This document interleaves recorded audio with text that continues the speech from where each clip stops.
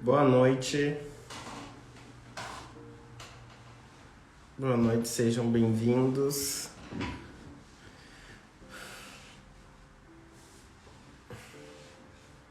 Tudo certo, pessoal? Sejam bem-vindos aqui mais uma quinta-feira da gente conversar sobre alguns diagnósticos e algumas classes de medicação.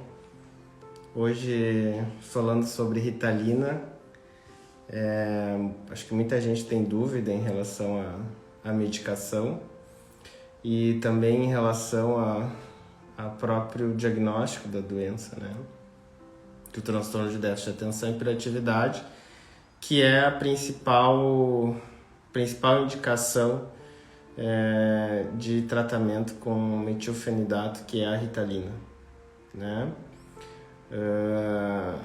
Vou me apresentar para quem não me conhece, acho importante, né? Não sou tão conhecido assim no Instagram, mas então eu sou o Dr. Yuri Oliveira, sou médico, psiquiatra, psicanalista, membro do Instituto de Psicanálise da Sociedade Brasileira de Porto Alegre, moro em Caxias do Sul, onde eu tenho meu consultório, atendo psiquiatria, psicoterapia, psicanálise e, enfim, né, me propus a fazer essas lives aqui nas quintas-feiras para a gente falar a respeito de saúde mental, né, no geral, e que eu acho que ainda tem muito tabu quando a gente fala sobre isso, ainda tem muito preconceito e muita ignorância, né, no bom sentido, assim, né, das pessoas em relação a tratamentos psiquiátricos, a psicoterapia, a psicanálise.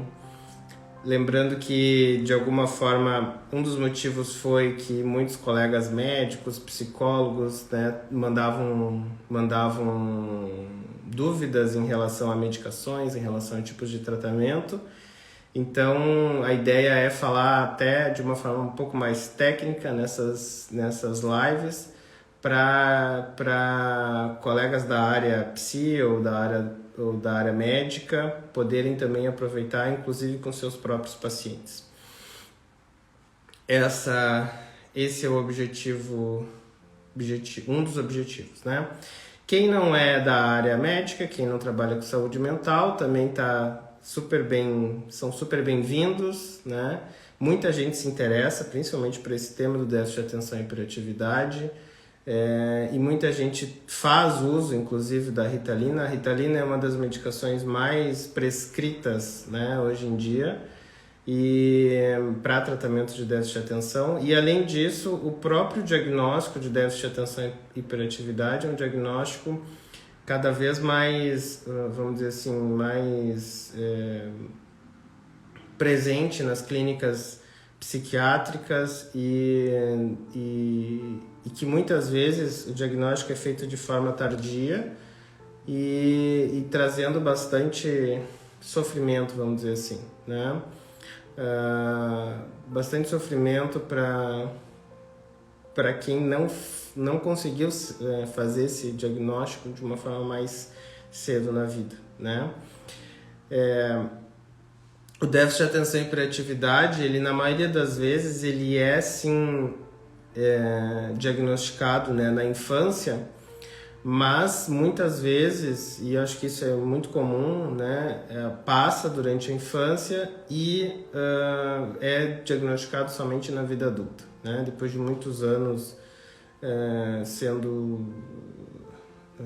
trazendo bastante prejuízo, vamos dizer assim, né, durante muitos anos, principalmente na parte acadêmica, no trabalho, na autoestima dessas pessoas, né, e que o tratamento poderia ajudar bastante.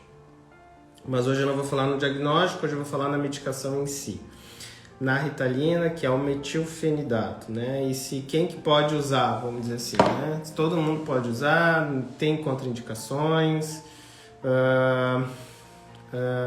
se não tem, então, acho que é importante a gente pensar assim, que não é uma medicação tão simples de ser usada, apesar de que quando tem indicação ela tem que ser utilizada, porque há uma melhora importante no quadro, mas a gente tem que ter alguns cuidados, vamos dizer assim, tá? Pensando assim, então, no metilfenidato, né, na Ritalina, ela é os estimulantes no geral, né? Eles funcionam, então, na recaptação da noradrenalina e da dopamina, né? Que são 2 neurotransmissores, né? Nas outras lives eu já falei bastante sobre fenda sináptica, neurotransmissores, né? Tô vendo se eu consigo arrumar um material, alguma coisa parecida com um e-book, assim, dessas lives que eu fiz. A live fica salva, assim. Dessas lives que eu fiz nesses últimos 2 meses, mais ou menos, estou vendo se eu consigo preparar um material e deixar disponível no meu site, tá? Para falar mais ou menos sobre isso que a gente tem falado nesses últimos 2 meses aqui. Então, são 2 neurotransmissores, dopamina e noradrenalina, que a medicação, metilfenidato, ele impede a recaptação dessas duas moléculas, fazendo com que a concentração dessas moléculas aumente bastante na fenda sináptica. E isso é o que vai dar a melhora, então, na cognição, no desempenho cognitivo, na atenção, né, de quem utiliza a medicação. Outro dia eu postei ali que bastava uma dose, né, da pessoa tomar para ter efeito, e as pessoas ficaram confusas em relação ao que eu disse, né? Toma uma vez só, não precisa tomar mais. Não, não é isso, tá? O que eu quis dizer é o seguinte: diferente dos antidepressivos, que também eu já falei na live aqui um tempo atrás sobre antidepressivos, que para ter o efeito a gente precisa fazer um tempo de uso contínuo para a gente notar o efeito do antidepressivo nos transtornos de ansiedade, nos transtornos depressivos, né? Que de alguma forma os receptores vão se modulando em relação à resposta do antidepressivo.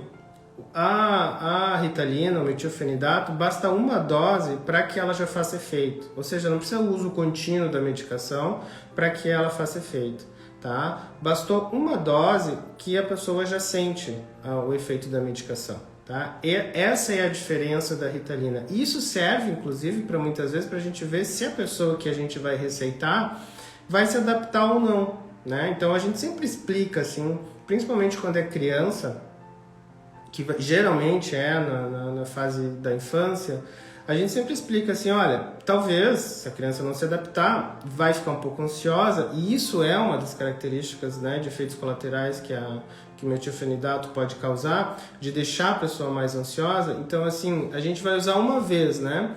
Não se adaptou, ficou muito ansioso, muito agitado. Bom, espera, tá? Que vai ser, isso vai durar ali 4 horas, que é o tempo que a medicação faz efeito, e depois não usa mais, né? Então, por isso que é importante a gente pensar nessa questão do tempo e do uso de uma dose somente, a gente já observa resultado, né?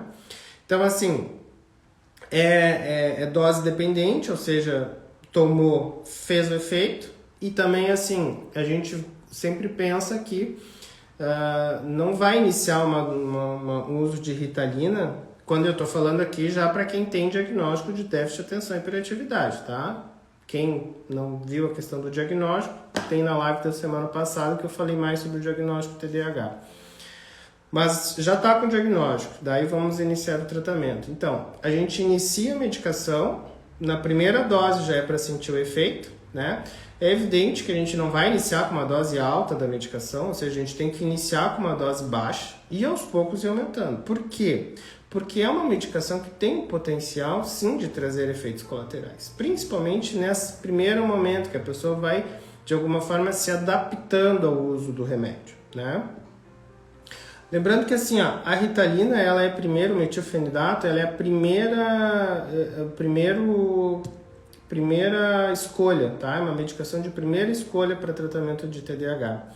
Então, a gente vai usar ela, vamos dizer assim, se não apresentar nenhuma contraindicação, a gente inicia ela já, né? Se não tem nenhuma contraindicação para se utilizar essa medicação, fazendo o diagnóstico, já se inicia e a gente já vai observar a melhora dos sintomas no primeiro uso da medicação.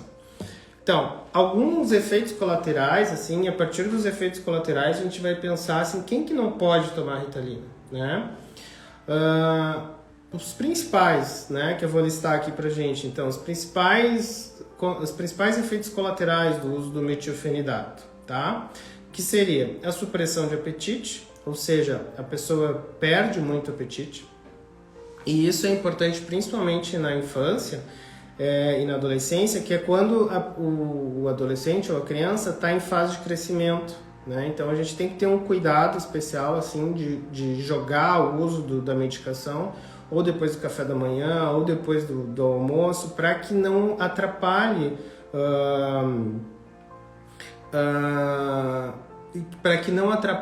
a alimentação. Ou seja, esse adolescente, essa criança precisa comer, né, para ter energia para poder crescer, né? Então a gente tem que ter esse cuidado, assim, né, que ela diminui bastante.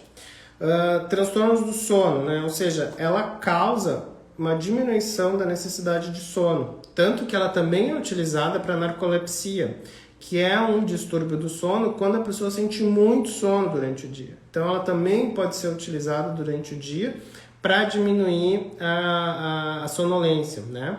Em alguns transtornos. A gente tem que ter o cuidado de utilizar até determinado momento do dia, ou seja, nunca passar ali das 5 horas da tarde, a última dosagem, para que não atrapalhe e que não dê insônia no momento do que a pessoa vai dormir, né? Então, quem já tem problema de insônia, a gente tem que ter mais cuidado no sentido de se utilizar essa medicação, tá? E dependendo do problema da insônia, a gente vai primeiro tratar a questão, a causa dessa insônia, para depois se utilizar uma medicação como essa, tá? Porque ela realmente atrapalha o sono, pode atrapalhar o sono à noite, mas tendo cuidado de tomar até determinada hora do dia, normalmente não se tem esse problema. No início do uso da medicação, ela também pode dar um pouco de dor de cabeça. É normal que isso aconteça. Com o tempo, isso tende a melhorar, tá? Mas no início também é algo comum de acontecer. Pode dar mal-estar abdominal, ou seja, a pessoa pode ter um pouco de náusea, um pouco de dor de barriga. É normal disso acontecer também, principalmente no uso da medicação. Então, por isso que também é importante se conversar a respeito dessas coisas, né?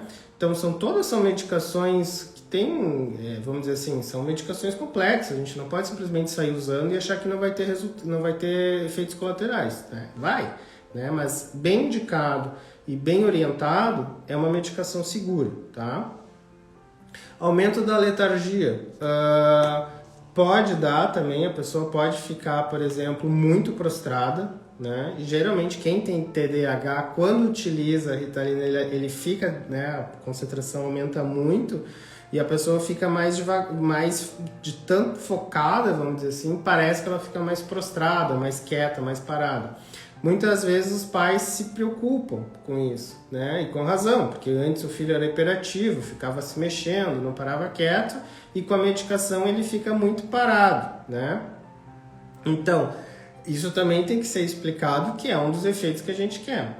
Claro que quando isso é demais, a gente tem que observar melhor, talvez diminuir a dose, dar uma ajustada nessa questão da quantidade, da dose da medicação, tá? Mas é algo que pode acontecer. Outra coisa, aumento da pressão arterial. Já tem estudos a longo prazo, assim, que não há uma interferência a longo prazo, não aumenta a chance da pessoa ter hipertensão. Mas, nos primeiros usos, principalmente, pode ser que há uma elevação da pressão, tá? É comum disso acontecer. Então, a gente tem que ter cuidado, principalmente quem tem problema já de hipertensão. A gente vai falar de um paciente adulto, por exemplo, ou de uma criança que seja hipertensa. Hoje em dia, com a síndrome metabólica, com a obesidade infantil, não é tão raro de acontecer. Então, a gente tem que cuidar, tá? Quando a gente vai utilizar em pacientes que já têm uma predisposição a ter pressão alta ou que já têm uma hipertensão arterial, tem que dar uma cuidadinho, tá? De preferência sempre medir antes, ter um controle da pressão antes. Se for o caso, né, fazer uma avaliação com o cardiologista. É importante isso. Além de, por exemplo, arritmias, né? Quem tem problema de arritmia é contraindicada a utilização de metilfenidato também, tá? Não se pode utilizar indiscriminadamente, assim, quem tem algum tipo de problema cardíaco. Crianças é mais difícil, mas pacientes adultos ou até mais velhos tem que ter um pouco mais de cuidado quando for se utilizar e sempre na dúvida, sempre se pedir ou se solicitar uma avaliação cardiológica, solicitar um eletrocardiograma, né? Acho que sempre é importante também essa interdisciplinaridade assim das especialidades médicas assim quando se tem dúvidas em relação a medicações na psiquiatria, tá? Eu geralmente solicito, mando a cartinha pro colega lá, cardiologista lá, né? Tô pensando, né? Solicito avaliação cardiológica, né? Paciente com indicação de uso de tal medicação, né? Manda para ele e ele manda de volta lá dizendo ou se tem ou se não tem problema de se utilizar tal e tal medicação, tá? Tem outras medicações na psiquiatria que também a gente tem que ter um cuidado com essa questão cardiológica. Como normalmente quem vem nos procurar para TDAH é quem é criança, adolescente, adultos, jovens, geralmente não tem problema nesse sentido, tá? Então, se não há nenhuma situação de risco, se não há nenhum indício de algum problema assim, não se precisa fazer esse tipo de avaliação. Se não tem nenhuma queixa, se nunca teve nenhum diagnóstico, nenhum problema nesse sentido, tá? Mas se a pessoa já tem algum tipo de problema prévio, é sempre bom ter o acompanhamento cardiológico junto com o uso da medicação, tá? Outra coisa, ela tem uma tendência, e aqui a gente vai falar de comorbidades, assim, porque geralmente os tiques ou o transtorno de Tourette, tá? Que são tiques crônicos, persistentes, né, graves muitas vezes, eles têm muita comorbidade com déficit de atenção, né? Então, a tendência do uso do metilfenidato é que piore esses tiques, né? Então, aí a gente vê uma outra... tô vendo que tá bastante pergunta ali dos colegas, deixa eu... Mais pro final eu vou responder todas elas, tá? Fica todas elas serão respondidas ali. Quando a gente tem comorbidade de tics, né, tique simples ou Tourette, por exemplo, a gente tem outros esquemas terapêuticos que a gente pode se utilizar para transtorno de déficit de atenção, tá? Apesar de que já existem estudos, tá, também hoje, que dizem que não há uma relação de piora de tiques com o uso de Ritalina, tá? Na prática clínica, eu vou dizer que a minha percepção, né, que é nível de evidência baixíssimo, né, porque é a minha clínica aqui, eu percebo que há, tá? Mas aí, assim, ó, eu prefiro utilizar outros tipos de medicações, que não são as mais convencionais e não são as primeiras linhas de tratamento, para se utilizar nesses casos, tá? Então, mas via de regra, quem não tem tics, quem não tem Tourette, não tem problema nenhum de se utilizar, tá? Outra coisa é um possível atraso de desenvolvimento, que não é também tão comprovado em relação a isso, tá? Então fica sempre essa dúvida. Tudo isso por quê, né? A gente está falando do metilfenidato que, diferentemente de praticamente todas as outras medicações psiquiátricas, o metilfenidato é a única medicação que foi desenvolvida especialmente para a infância. Diferente das outras medicações que foram desenvolvidas para os adultos e depois foram adaptadas para a infância. Então essa é uma diferença importante, assim, né? Porque o que isso traz de consequência, né? Porque os estudos na área de medicação, na área da infância, são estudos com várias dificuldades, várias limitações, né? E uma delas, a principal, talvez a gente possa pensar, é a questão econômica, né? As medicações feitas para adultos tendem a vender muito mais, a indústria farmacêutica tende a vender muito mais do que as medicações feitas para criança. Então, e também as questões de estudos com crianças são estudos mais difíceis no sentido de questões éticas, enfim, né? Então, a dificuldade, né? Há uma dificuldade de se ter clareza ainda hoje em relação ao uso de medicações na área da infância e adolescência, justamente pela falta de estudos mais prolongados, tá? Então eu vou falar muito, quando a gente fala de medicação para criança, a gente fala muito disso, pode, né? Não, nada com muita certeza, e essas coisas vão mudando também, de forma muito rápida, né? A questão de anos, às vezes, muda essas questões de indicação de medicação na infância. Então, alguém já falou da medicação da liberação prolongada, sim. Nós temos a metilfenidato de liberação curta, que ali o pico vai dar em meia hora, em 1-2 horas, né? Meia-vida de 3 horas. Ele vai durar em torno de 4 horas no organismo, tá? E temos as medicações de ação prolongada, tá? Que tem a Ritalina LA e o Concerta, né? Uma através do sistema SODAS, né? Que ele dura até 8 horas de duração, né? São dois pulsos de medicação liberados de formas distintas, que vai liberando aos poucos. O primeiro pulso libera mais rápido e o segundo de forma mais lenta, tá? E o sistema Horus, que é o Concerta, através da bomba osmótica também, que vai ter um pouquinho mais de tempo de duração, em cerca de 12 horas de tempo de uso, tá? Outra coisa, vamos lá.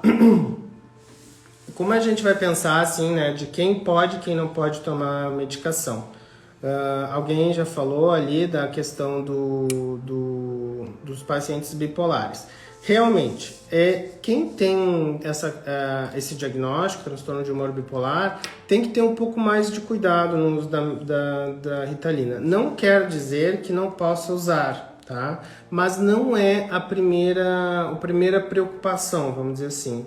A primeira preocupação, e aí a gente vai pensar nos diagnósticos em psiquiatria e na hierarquia desses diagnósticos, quem tem hierarquia superior, vamos dizer assim, sempre vão ser os transtornos maiores, tipo transtorno depressivo, transtorno de humor bipolar, né? Questões de síndromes psicóticas, e depois a gente vai pensando nesses outros transtornos, entre eles o transtorno de déficit de atenção e hiperatividade. Então, pela questão da ansiedade também, ele tem o potencial, o metilfenidato, ele tem o potencial de, em pacientes que têm outros tipos de diagnósticos, ele tem o potencial sim de dar uma certa labilidade afetiva. O que é isso, né? A pessoa tem uma tendência a oscilar mais o humor, né, usando a medicação.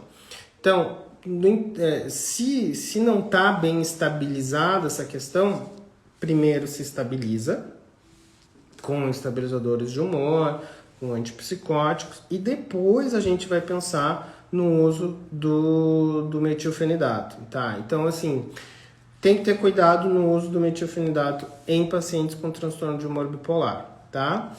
Outra coisa, pessoas que têm que estão com transtorno de ansiedade generalizada, transtorno de pânico, né? Fobias, né? A Ritalina, daí também a gente vai pensar na hierarquia de diagnósticos.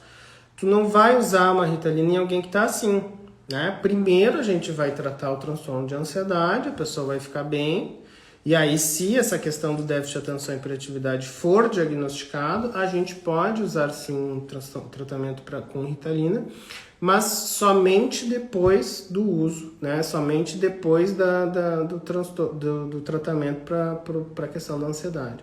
Porque, né, como a gente está mexendo em noradrenalina e dopamina, é muito provável, e ela tem essa característica de efeito colateral, de piorar a ansiedade. Então a pessoa já está muito ansiosa, vai usar uma medicação que vai deixar mais ansiosa, certamente vai piorar o quadro, tá? Outra coisa, nas epilepsias, né, quem tem crises convulsivas, né, não é indicado o uso de Ritalina, tá? Tem que se pensar em outras estratégias. Além disso, hipertireoidismo, que é quando o hormônio, né, a tireoide produz muito hormônio, para quem, né, é leigo, que já dá uma característica de hipercinesia, a pessoa fica agitada, fica ansiosa, hipertermia, né, aumenta a temperatura corporal. Então a gente não vai se utilizar de metilfenidato em quem tem hipertireoidismo, quem está com hipertireoidismo, né, que precisa ser tratado primeiramente. E as duas últimas que eu queria falar para vocês é a questão de angina, né, que é uma insuficiência, não uma insuficiência, né, mas uma questão cardiológica, ou seja, de isquemia miocárdica, né, então não se utiliza também, ou se utiliza trabalhando junto com o cardiologista para ver se não vai ter risco nenhum, e de arritmias cardíacas, né. Eu, via de regra, costumo pedir um eletrocardiograma no início do tratamento. Acho que é importante, tá? Para a gente descartar qualquer tipo de surpresa mais adiante, tá? Vamos lá para as perguntas, então, que eu vi que tem bastante aqui.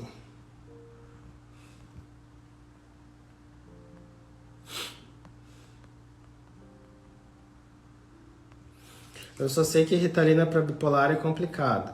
Isso que a gente estava falando antes, né? Tem que ter mais cuidado, assim, para se utilizar essa medicação. Amanhã eu vou levar meu filho fazer consulta contigo. É nítido que ele tem déficit de atenção, ele sofre e nós sofremos. Muitas desatenção, letargia, etc. Amanhã a gente conversa, então. A live fica salva sim. Ela age rápido. Sim, essa é a característica da Ritalina, tá? Ali, o pico de ação é de 1 a 2 horas. Ou seja, então tu toma, em 1 a 2 horas ela já vai estar com um pico mais elevado, né? Ou seja, a concentração mais elevada no sangue. E aí que o efeito máximo é para ser visto. Claro que a gente vai iniciar com uma dose baixa, né? Eu costumo iniciar com meio comprimido, por exemplo, né? E aí a gente vai aumentando conforme a necessidade, sempre pensando na questão da sintomatologia, ou seja, da questão do déficit de atenção, da hiperatividade, da impulsividade, o que a gente consegue melhorar com a droga em relação a isso, mas a gente sempre pesa ou sempre bota na balança a questão dos efeitos colaterais, ou seja, a gente não vai só focar na questão da melhora clínica, ou seja, da melhora dos sintomas, e não pensar nos efeitos colaterais, ou seja, a pessoa está lá ansiosa ou está com dor de cabeça ou muito efeito gastrointestinal, segura, espera mais um pouco, tenta ir aumentando mais devagar. Tem início de ação rápido e tem início de ação... E tem um que inicia de ação mais rápida e aos poucos vai liberando uma segunda dose, vamos dizer assim. Então são as duas apresentações, de ação rápida e de ação prolongada, tá? Hoje tem bastante colega médico aqui. Inicio com metilfenidato de ação rápida e logo posso trocar para aquela de liberação prolongada? Ótima pergunta, tá? Como que a gente vai pensar isso? Por que a gente não inicia com a liberação prolongada já, tá? Porque assim, vamos supor que a pessoa vai tomar uma medicação e que vai ficar 12 horas no organismo e a pessoa não se adapta a essa medicação. Aí ela vai ter que esperar 12 horas naquela angústia, né? Sem falar que o preço é muito importante, a diferença de preço entre a liberação rápida, ou seja, de curta duração, e a de liberação prolongada, tá? É gritante a diferença de preço. Então, duas coisas. Uma, que primeiro vamos ver se o remédio vai funcionar, para ver se a pessoa se adapta, né? Então, tu vai gastar menos. E outra, que se a pessoa não se adapta, ou se tiver um efeito muito forte, ou se a pessoa tiver, por exemplo, uma crise de ansiedade, ficar muito ansiosa, isso vai durar 4 horas, tá? A outra vai durar 12 horas. O que eu sempre penso?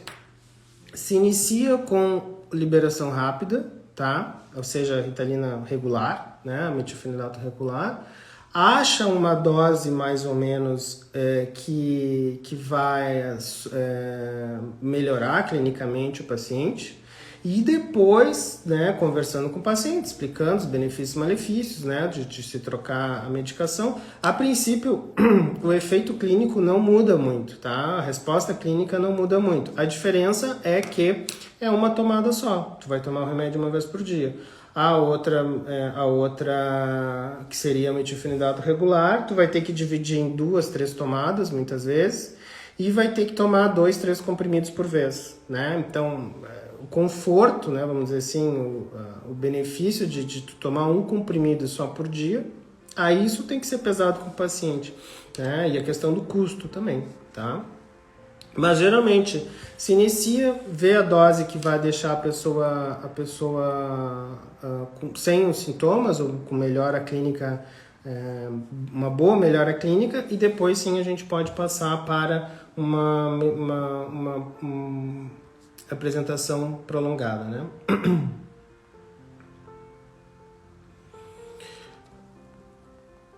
Que mais? Qual o melhor para o tremor das mãos? Pode dar tremor nas mãos, né? Em função da noradrenalina, né? Ela pode realmente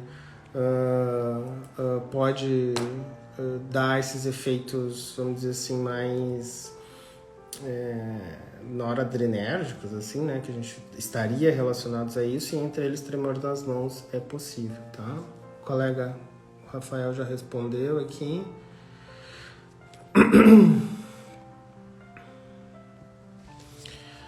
Adolescente que está usando isotretinoína pode usar Ritalina concomitantemente? Olha, eu acredito, nunca ouvi falar nenhuma contraindicação nesse sentido, tá? Acredito que não tem problema nenhum, tá?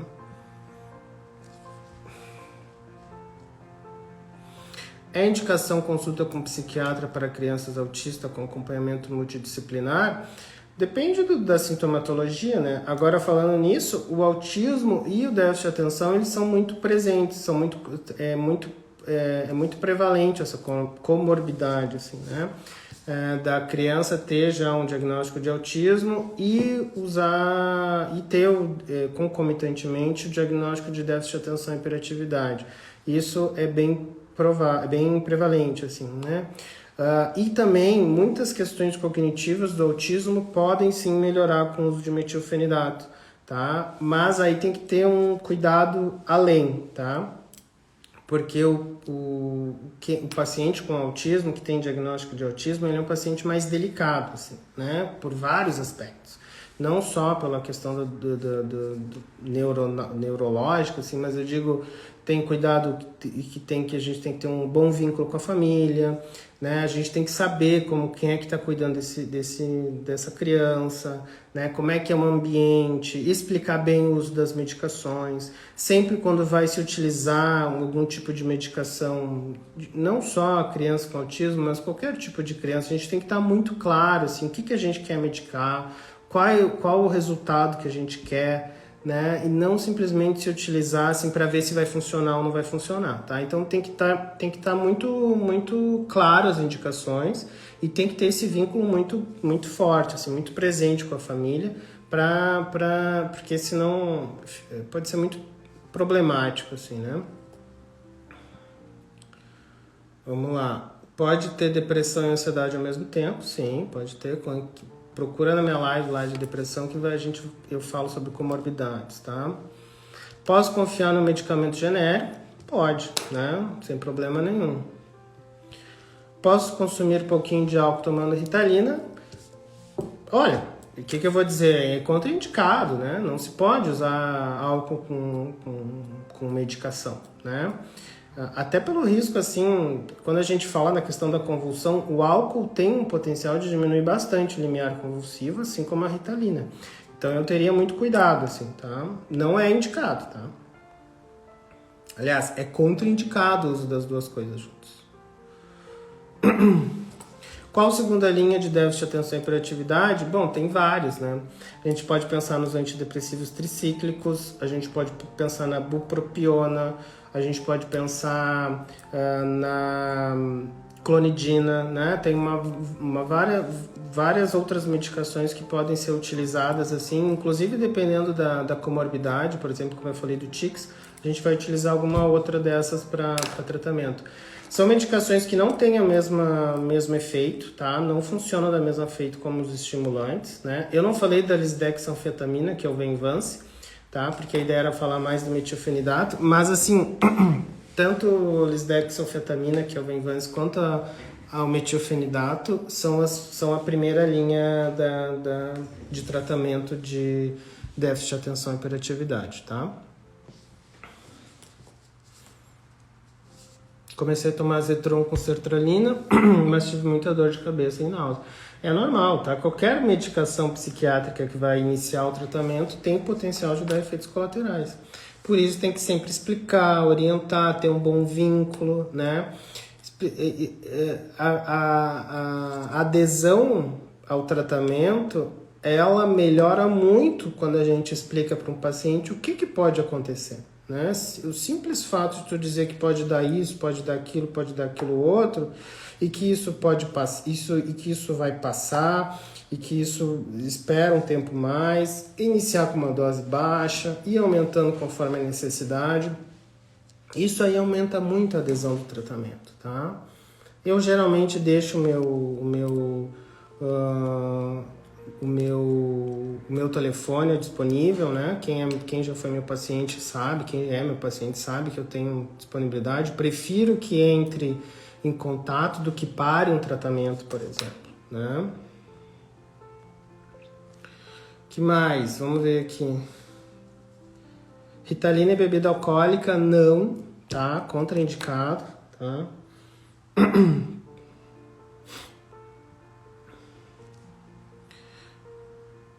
Mirtazapina e quetiapina, né? Dá bastante sono. Aqui já tem perguntas de outras categorias, né? O Rafael fez um resumo aqui. Muito obrigado, Rafael. Quem não pegou a live, ela fica salva, tá, gente? Vai ficar tudo salvo. Quem quiser mandar perguntas depois. Eu sei que com as lives tá vindo muitas perguntas, tá? Muita gente entrando em contato, então eu tenho demorado para responder, mas eu sempre tento responder tudo, tá? Que me mandam ali, tá? Tem as caixinhas de perguntas também que eu abro, só que também eu abri a cada semana, cada 2 semanas, só que também vem muita pergunta, então antes de abrir novamente eu quero tentar responder todas, tá? Então aos poucos eu vou respondendo vocês conforme eu vou conseguindo, tá? Semana que vem a gente vai falar de novo, vou ter mais uma live, depois a gente pula o feriado, né? Quinta, Corpus Christi, não vai, dia 16 eu não vou fazer a live, e depois nós vamos para a última live, tá? Então tem mais 2 lives, e depois eu vou abrir uma caixinha de perguntas para sugestões das próximas lives mais adiante, tá? Lá para julho, agosto, para fazer mais uma série de lives assim. E aí eu queria muito a sugestão de vocês, tá? De o que vocês acham que é o mais importante pra gente poder falar aqui, ter esse bate-papo aí, tá? Faz uma live sobre TEA. Ah, interessante. Eu posso até trazer alguém. Isso é uma coisa que eu quero fazer no próximo semestre, é trazer gente, tá? Pra gente conversar a respeito desses diagnósticos, né? Não ficar só eu falando aqui, mas trazer gente especializada em cada área, né? Essa é a minha ideia de fazer pro próximo semestre, de trazer alguns colegas que sejam psicólogos, médicos ou psiquiatras mesmo, da gente trazer alguém que seja mais especializado em cada área e aí fazer uma live assim de meia hora, 40 minutos, como eu tenho feito aqui, para falar mais especificamente de cada assunto. Live bipolar também. Não falei especialmente de bipolaridade, mas eu falei na live de depressão, falei das questões de depressão bipolar, depressão unipolar, esquizofrenia. A bipolaridade, o pessoal tá querendo. Vou fazer sim. Gente, muito obrigado mais uma vez, tá? Vocês aqui, muito obrigado pela audiência, pelo carinho de vocês, das perguntas, tá? Tá sendo uma experiência realmente gratificante para mim estar aqui, né? Apesar de enfim, trabalhar bastante, né? Tá um pouco cansado, mas quando entro aqui para falar com vocês é realmente muito gratificante, assim, poder ver que as pessoas veem, que as pessoas perguntam, as pessoas depois ficam me mandando feedback das lives. Tá sendo realmente sensacional, assim, muito obrigado pelo carinho. Semana que vem, quinta-feira, a gente se vê novamente. Quem ficou com dúvida, quem quiser me mandar perguntas ali, fica à disposição, tá? Um grande abraço aí para vocês, viu? Uma boa noite.